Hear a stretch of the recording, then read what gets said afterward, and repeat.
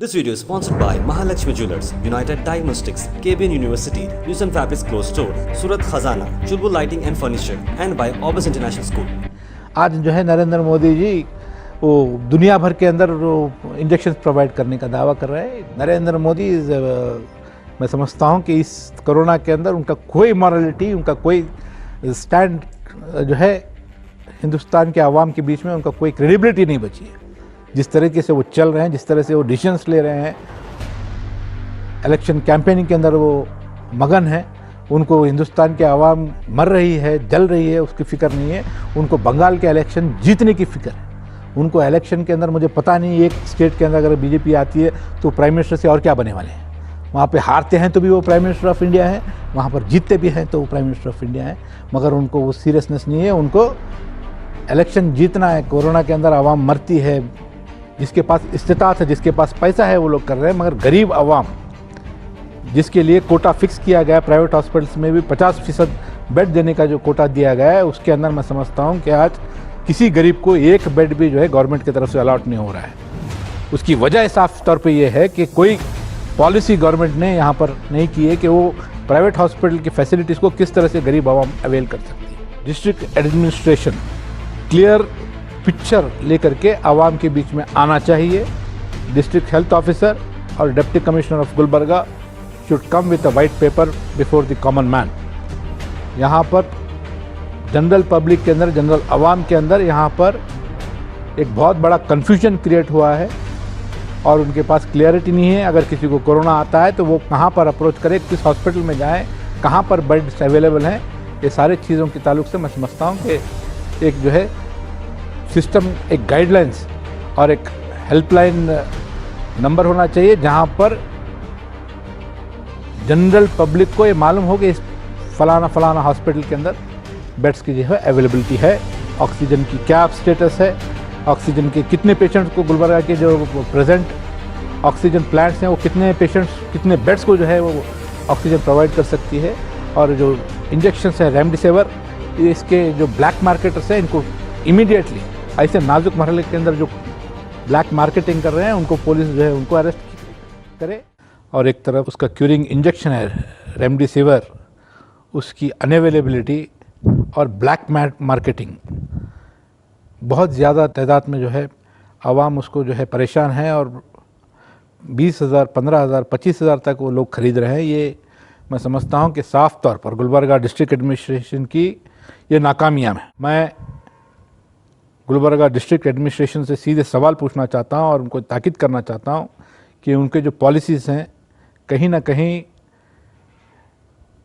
इस लड़ाई के अंदर, कोरोना के खिलाफ के इस लड़ाई के अंदर Gulbarga district administration entire failure हो चुका है।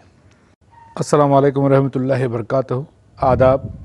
आज बहुत ही नाजुक हालात चल रहे हैं इस वबा के चलते और खुसूसी तौर पर मैं गुलबर्गा ज़िले की बात करने के लिए आपके बीच आया हूँ।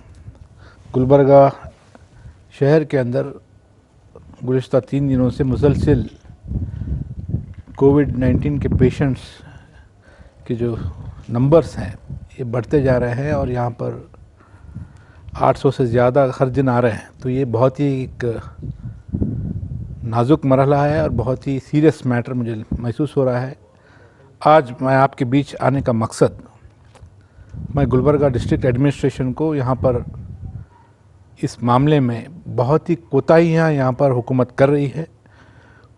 हुकूमत की नाकामियाँ आवाम को बहुत ही परेशान कर रही है और जिस तरीके से गुलबर्गा शहर के अंदर ऑक्सीजन सिलेंडर्स की कमी की वजह से बहुत सारे हॉस्पिटल्स और पेशेंट्स परेशान हो रहे हैं।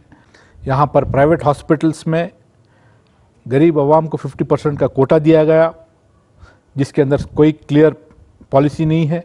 आज हालात ये है कि बेड्स की अवेलेबिलिटी नहीं है। मैं मानता हूँ कि गुलबर्गा डिस्ट्रिक्ट के अंदर पहले 5-6 हॉस्पिटल्स में कोरोना पेशेंट्स को लिया जाता था, आज वो नंबर को बढ़ाया गया है। 18 हॉस्पिटल्स को, प्राइवेट हॉस्पिटल्स को दिए हैं। उसके बावजूद आज अगर एक पेशेंट को कोरोना पॉजिटिव आता है तो वो उसके सामने किस हॉस्पिटल को जाए जहाँ पर बेड खाली है उसका इन्फॉर्मेशन उसके पास नहीं है। आज बहुत से लोग कोरोना पॉजिटिव होने के बावजूद गवर्नमेंट हॉस्पिटल में जाकर के 5-5, 6-6 घंटे, 7 घंटे जा कर के बैठ रहे हैं, दूसरे स्टेट्स में जा रहे हैं, हैदराबाद को जा रहे हैं, महाराष्ट्र जा रहे हैं इलाज के लिए। और ये करें, सबसे अहम चीज़ ये है कि इंसान की ज़िंदगी सबसे अनमोल है। हमारा इकोनॉमिक स्टेटस क्या होता है, हमारा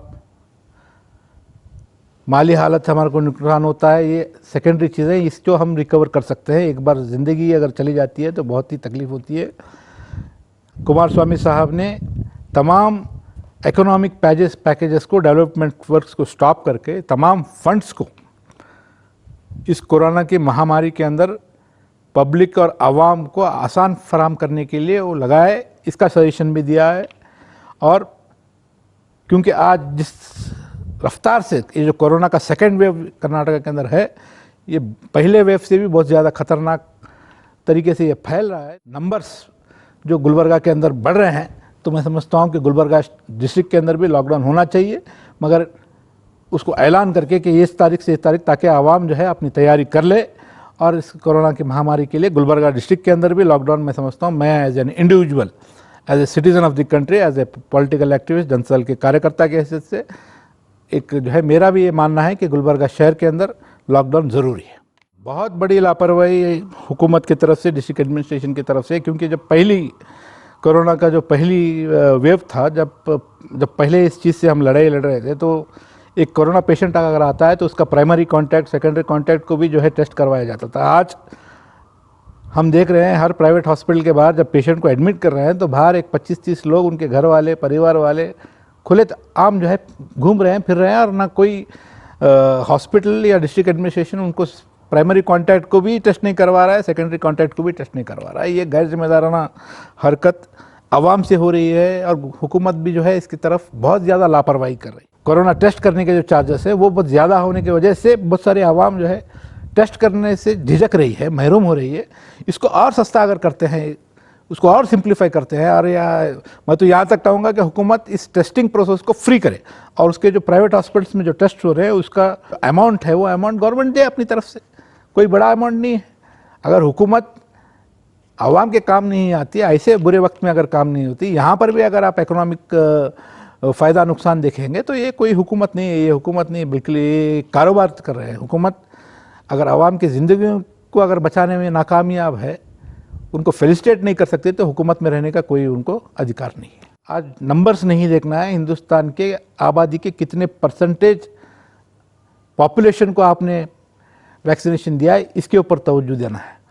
आज हिंदुस्तान की हुकूमत गुमराह कर रही है नंबर्स बता करके। नंबर्स का नहीं है, हिंदुस्तान की आबादी 130 करोड़ से ज़्यादा है, तो यहाँ पर नंबर्स शायद दूसरे मुल्कों से ज़्यादा हो सकते हैं, मगर नंबर्स नहीं। यहाँ पर percentage 50% have we reached 50%, 20% of the population of India को जो है क्या वैक्सीनेशन मिला है, ये सवाल होना चाहिए। नरेंद्र मोदी की हुकूमत, हिंदुस्तान के अंदर भारतीय जनता पार्टी की हुकूमत कोरोना के खिलाफ लड़ाई के अंदर नाकामयाब हो चुकी है। It is entire failure, it is a blunder mistake. आत्मनिर्भर बनिए, ये हमारे प्राइम मिनिस्टर ऑफ इंडिया कहते हैं। आत्मनिर्भर यानी आप हुकूमत से ज़्यादा तवक्को मत रखिए, हुकूमत आपके कोई काम आने वाली नहीं है। आज ये मैसेज जो है नरेंद्र मोदी जी दे रहे हैं कि वो कोई लड़ाई के अंदर आपका खुद ज़्यादा साथ देने वाले नहीं है। आज अवाम को खड़ा होना है, कोरोना की इस लड़ाई के अंदर एक होकर के इस कोरोना की महामारी के खिलाफ प्रिकॉशंस लेना है, सेफ्टी मेजर्स लेना है। परेशान होती है उसका कुछ है सीरियसनेस अभी तक उनके मिजाज के अंदर नहीं आया है। ये बड़ा अफसोसनाक बात है कि हिंदुस्तान को ऐसा एक प्राइम मिनिस्टर मिला है। बसवा कल्याण के बाई इलेक्शन में जब कोरोना पेशेंट्स के नंबर्स बढ़े, 1000 से ज़ायद हुए बीदर के अंदर, तो आखिरी दिन का जो रैली थी उसका परमिशन रहने के बावजूद एक 10-15 हज़ार लोगों की हमारी एक मास रैली का जो प्रोग्राम था, उसको हमारे गैदरिंग का जो प्रोग्राम था, उसमें हमारे HD कुमार स्वामी साहब ने कोरोना के इस वबा को देखते हुए उस प्रोग्राम को कैंसिल किया। उन्होंने महसूस किया कि आवाम की ज़िंदगी इस इलेक्शन रैली से भी अहम है, तो ये कुमार स्वामी साहब ने आखिरी दिन उस प्रोग्राम को कैंसिल किया। प्रेस के ज़रिए आपके बीच में आए, हमने उस इलेक्शन कैंपेन के बाद गुलबर्गा में आके मैंने अपने आप को टेस्ट करवाया और अल्हम्दुलिल्लाह मेरी रिपोर्ट नेगेटिव आई है। और हम लोग प्रिकॉशन में ही रहे, मास्क पहनते हुए, सैनिटाइज़र पहनते हुए आए थे। और आवाम को मैं कहना चाहता हूं कि कुमार स्वामी साहब कोविड पॉजिटिव आए हैं हमारे, और एक जफरुल्लाह खान साहब पॉजिटिव आए हैं। वहाँ पे कांग्रेस के भी बहुत सारे हमारे लीडर्स पॉजिटिव आए हैं। This video is sponsored by Mahalakshmi Jewelers, United Diagnostics, KBN University, Newson Fabrics Clothes Store, Surat Khazana, Chulbul Lighting and Furniture, and by Orbis International School.